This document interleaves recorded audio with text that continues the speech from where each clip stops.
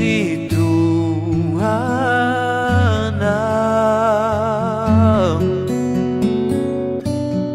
kakasih kianifu tuana raita tiao mada kisai cai tan itu anak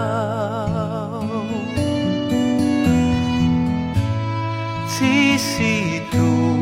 anak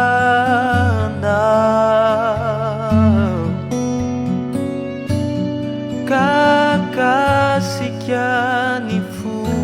tuana raita dia madrakiza cai tani tuana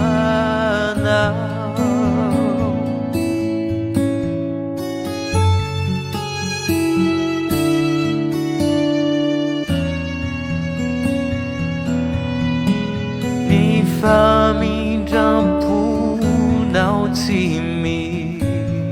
si fed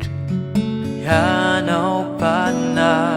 si tranar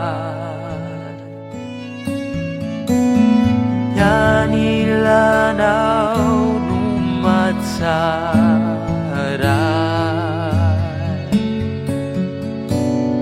si situ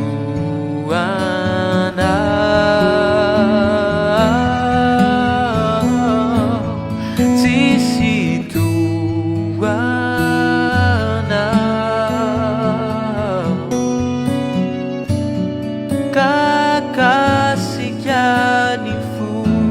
tuana raita tiao madakiza cai tani tuana